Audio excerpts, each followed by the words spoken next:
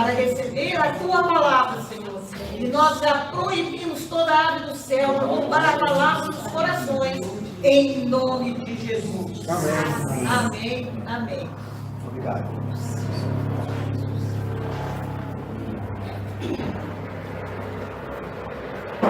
Bom dia, irmãos. Graça e paz. Amém. Todos na bênção? Amém. Amém. Glória a Deus. Né? Irmãos, nós estamos em nosso estudo do livro do Apocalipse e chegamos ao capítulo 20. E antes de analisarmos o capítulo 20, gostaria de dizer que o foco principal deste capítulo não é o milênio. Embora seja o cumprimento da promessa de Deus a Abraão e Davi, muito pouco é dito sobre isso. O foco principal é a prisão e a derrota final de Satanás e o julgamento final. Então, por favor, abra sua Bíblia comigo em Apocalipse capítulo 20. Apocalipse capítulo 20.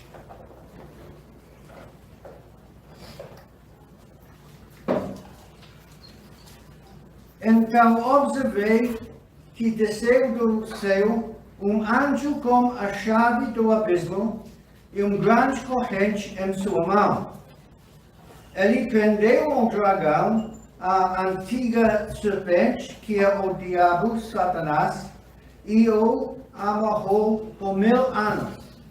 Lançou-o no abismo, onde o fechou e pôs selo sobre ele, para que não enganasse mais as nações, até que os 1000 anos se completassem. Depois disso, é necessário que ele seja solto por pouco de tempo. Olhei e vi alguns tronos e foi entregue o poder de julgar aos que neles se assentaram. E vi as almas do que foram degolados por causa do testemunho de Jesus e da palavra de Deus. Os que não adoraram a besta, nem tampouco a sua imagem, e não receberam o sinal na testa, nem nas mãos. Eles reviveram e reinaram com Cristo durante 1000 anos. Entretanto, os demais mortos não reviveram até que se completassem os 1000 anos. Esta é, pois, a primeira ressurreição. Bem-aventurados e santos os que tomam parte da primeira ressurreição. A segunda morte não tem poder algum sobre eles. Serão sacerdotes de Deus e de Cristo e reinarão com ele pelo período de 1000 anos. Quando se completaram os 1000 anos, Satanás será solto de sua prisão e sairá para seduzir as nações que estão nos 4 cantos da terra, Gog e Magog, cujo número é como a areia do mar, a fim de adiantá-los para a grande guerra. Então as nações marcharam por toda a superfície da terra e cercaram o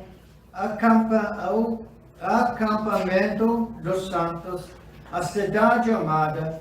Todavia, fogo desceu do céu e as devorou. O diabo que as enganava foi lançado no lago de fogo, que arde com enxofre, onde já haviam sido confinados a besta e o falso profeta. Eles serão atormentados dia e noite pelos séculos dos séculos. O julgamento dos mortos. Em seguida observei grande trono branco e que estava assentado sobre ele. A terra e o céu fugiram da sua presença, e não foi achado lugar para elas. Vi também os mortos grandes e pequenos em pé diante do trono, e alguns livros foram abertos. Então abriu-se outro livro, o livro da vida, e os mortos foram julgados pelas observações que estavam registradas nos livros, de acordo com as suas obras realizadas. O mar entregou os mortos que jaziam nele, e a morte e o Hades entregaram os mortos que neles havia, e um por um foi julgado, de acordo com como tinha feito. Então a morte e o Hades foram atirados no lago de fogo. Esta é a segunda morte, o lago de fogo.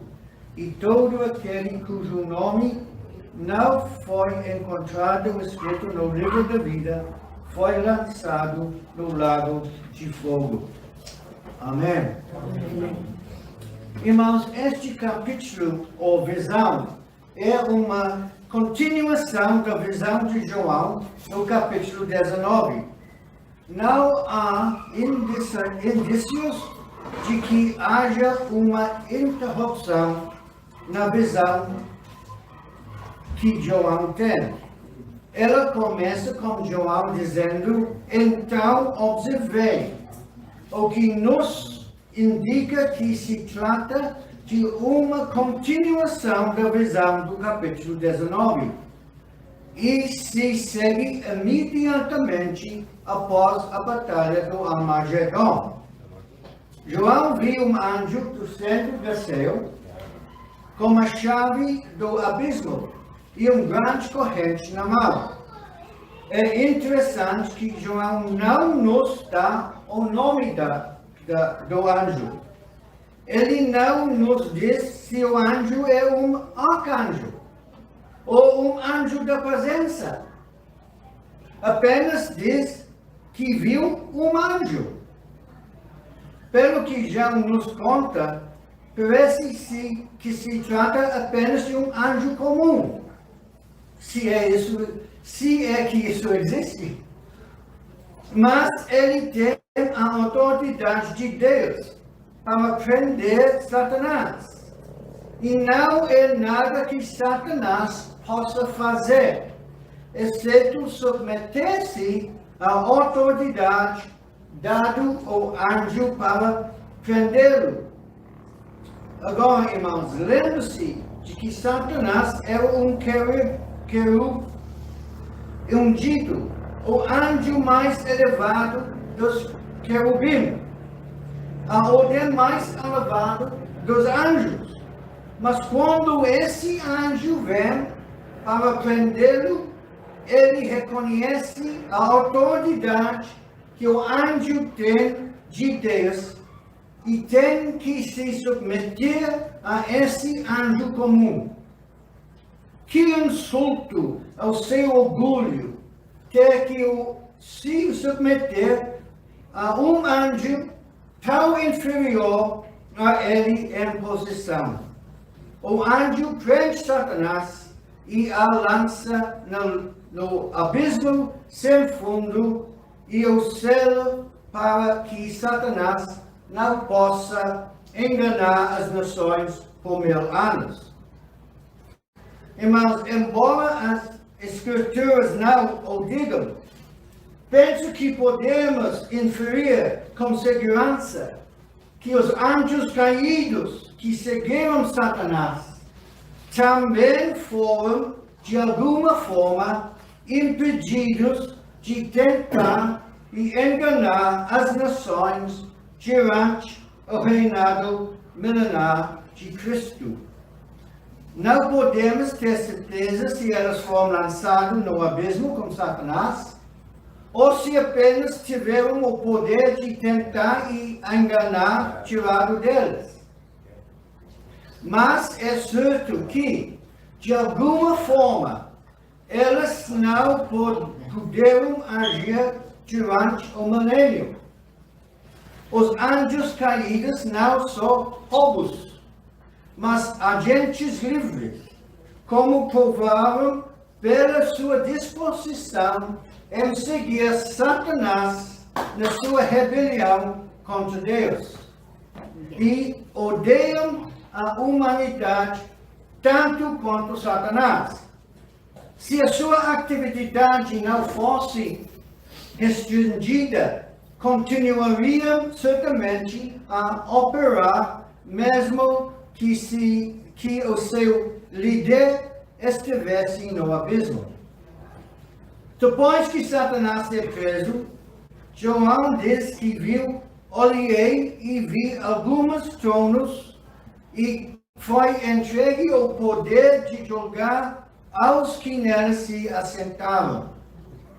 Como eu disse antes, o milênio não começa imediatamente após a batalha do Armagedon.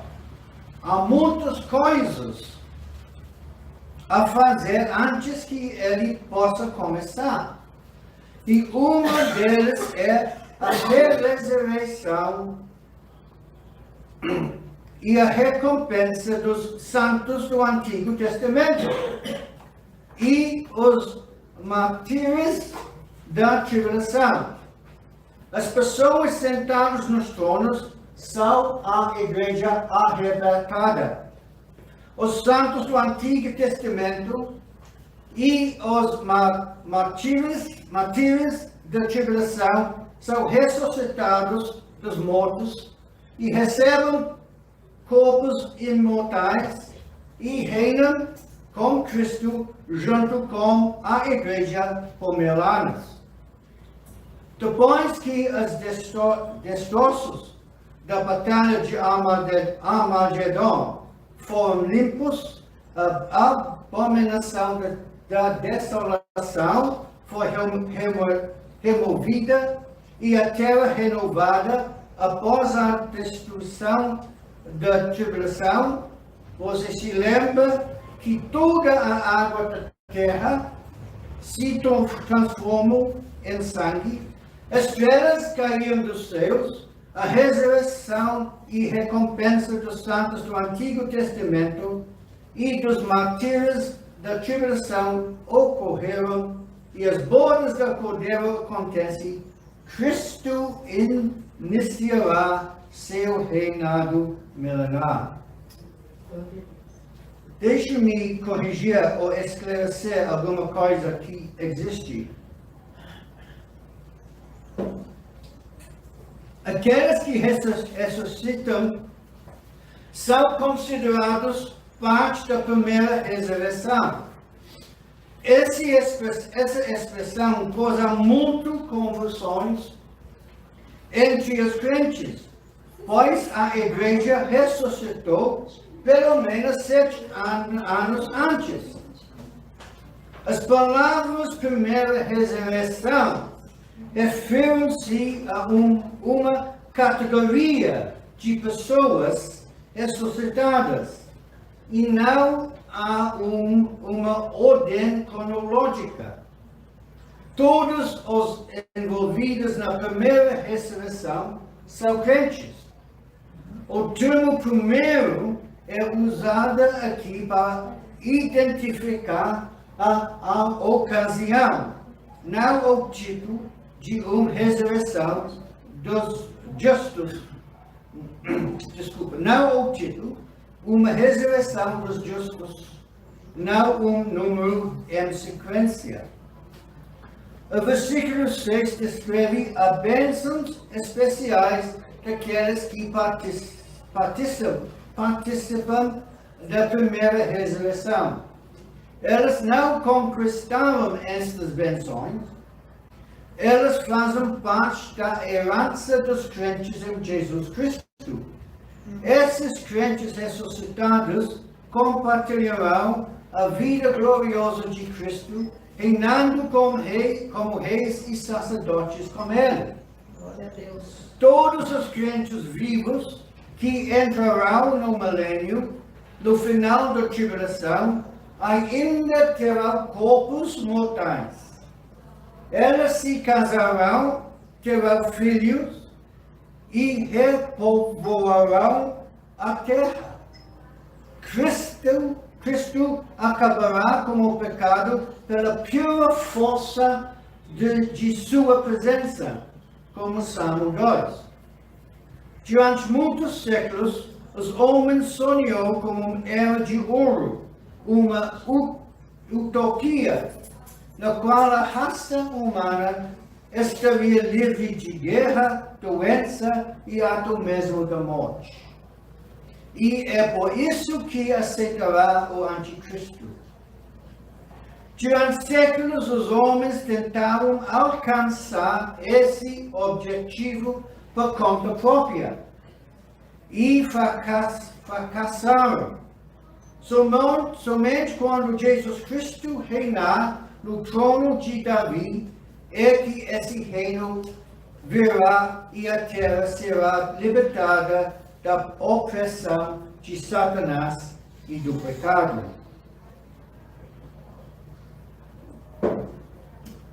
No entanto, mesmo com as condições perfeitas com que os homens sonharam, ao longo dos séculos, a corrupção do coração humano é revelada. Mesmo em um mundo perfeito, haverá pessoas que não aceitarão o governo de Cristo. Eles fugirão para as partes mais distantes do mundo, para ficar o mais longe possível dele. Isso explica por que Satanás será capaz de reunir um grande exército de rebeldes no final da era do reino, em versículo 8. No final do milênio, Satanás e, por inferência, suas forças serão libertadas do abismo e ficarão livres para enganar novamente. João diz que ele será libertado por um pouco de tempo. Não sabemos quanto tempo é esse, mas não creio que seja muito longo. Ele agora está livre novamente para enganar as pessoas e reunir todos os descontentes dos quatro cantos da terra. Como já disse em um sermão anterior, os Gog e Magog mencionados aqui no capítulo 20, no versículo 8, não são os Magog e Magog mencionados no capítulo 38 e 39 de Ezequiel. Os detalhes são completamente diferentes. Os Gog e Magog em Ezequiel atacaram do norte. Elas vêm, estes, no capítulo 20, vêm dos quatro cantos do mundo. Os Gog e Magog em Ezequiel atacaram Israel. Estes, aqui no capítulo 20, são descritos como atacando o acampamento dos santos e a cidade amada, que é Jerusalém. Em Ezequiel, Cristo destrói Gog e Magog. Aqui fogo e enxofre descem do céu para destruí-los, da mesma forma que Sodoma e Gomorra foram destruídas. Além disso, o termo Gog e Magog é usado na terminologia judaica para designar as nações ímpias que se opõem a Deus. No versículo 10, temos a derrota final de Satanás e, por inferência, também os anjos caídos. O diabo e os anjos caídos são lançados no lago de fogo, onde a besta, o anticristo e o falso profeta os aguardam para se juntarem a eles e serão atormentados dia e noite para todo o sempre. Dos versículos 11 a 15 temos a visão de João do julgamento final. João diz, em seguida observei, mostrando de novo que o que se segue é uma continuação da mesma visão. João diz que viu um grande trono branco. Grande para mostrar que é maior em comparação com os outros tronos que ele já viu. Branco porque é a cor da pureza e das virtudes celestiais. João diz que viu uma figura sentada nele. E a terra e o céu fugiram da sua presença. Essa linguagem hiperbólica descreve um terror abjeto. Aquele que os homens desejarão desesperadamente escapar é Cristo. O grande trono branco no qual Cristo se senta é aquele a partir do qual serão proferidas sentenças de separação eterna de Deus. João continua.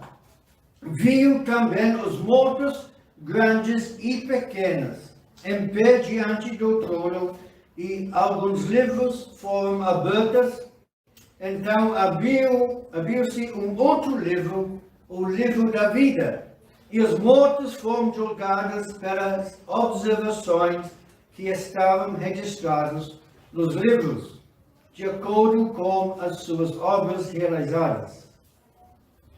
Irmãos, todas as pessoas que já nasceram, pecaram e não confiaram na revelação de Deus estavam lá. Embora seus espíritos irão para o Hades imediatamente após a morte, neste dia elas estarão diante de seu Criador em corpos ressuscitados. Ele os julgará por seu conhecimento infinitamente perfeito. Os livros não estão lá para refrescar a memória de Cristo, mas como evidência positiva para todos de que o julgamento que está sendo executado é justo e correto.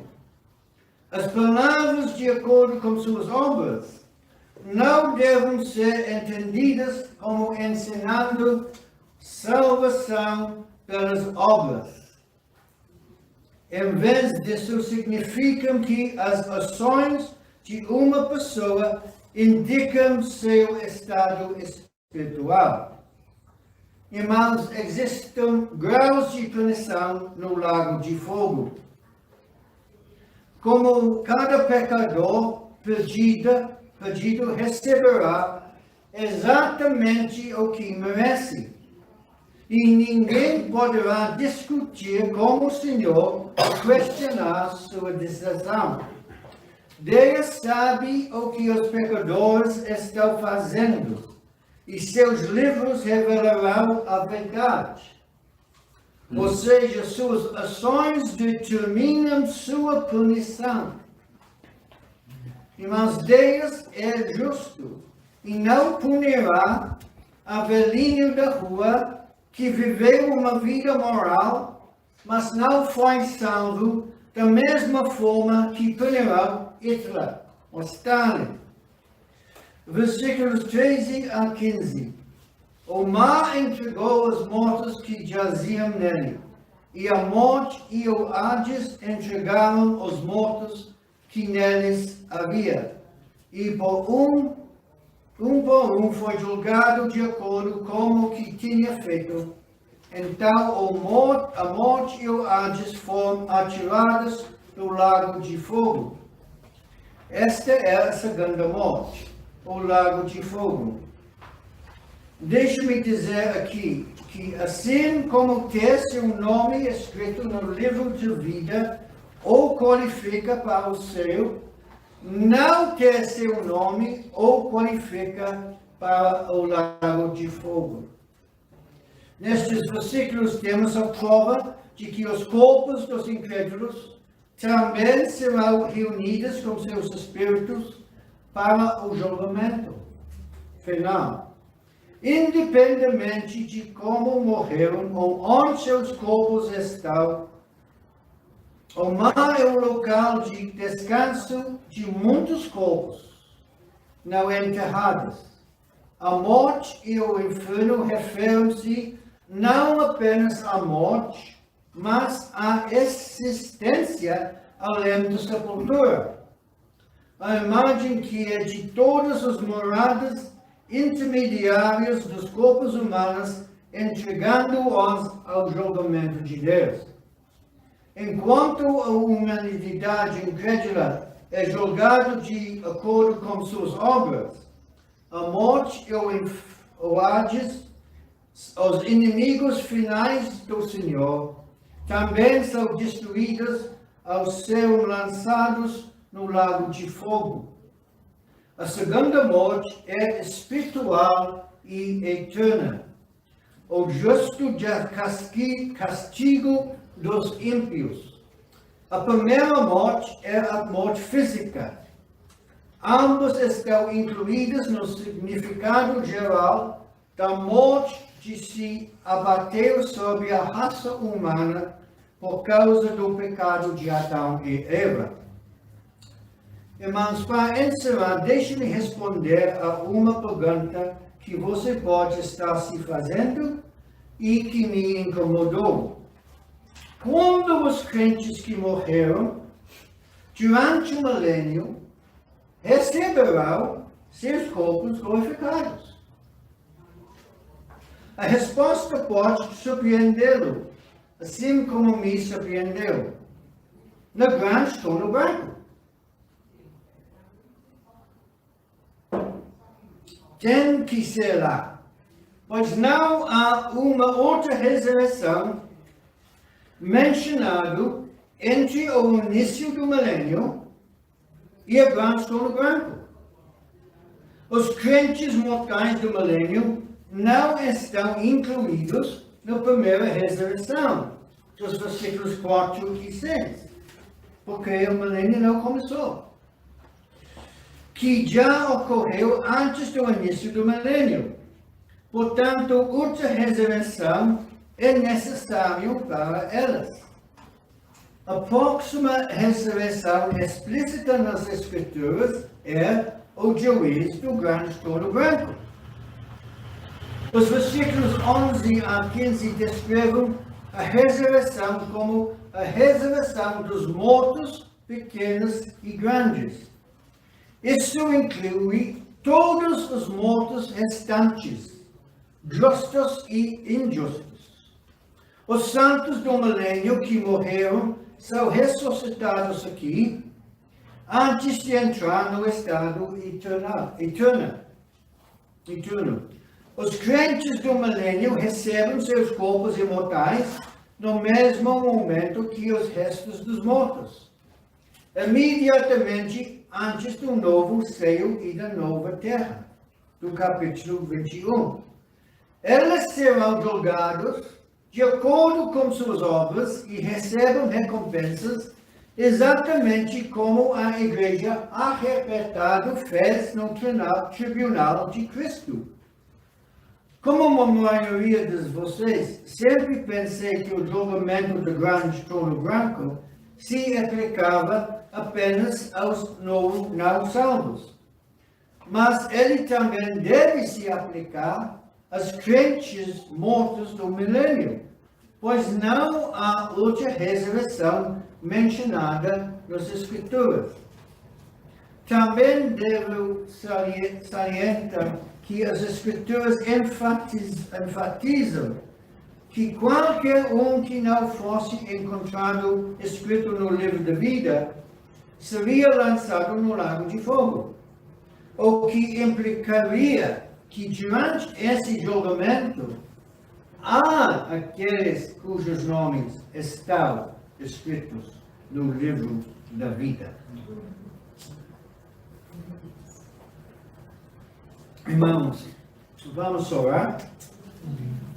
Ó Pai Celestial, nós te agradecemos porque a tua palavra nos dá a certeza de que estamos eternamente seguros.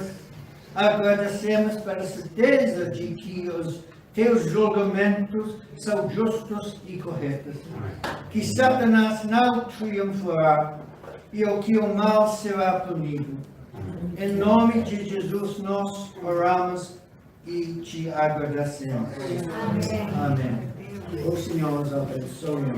Amém.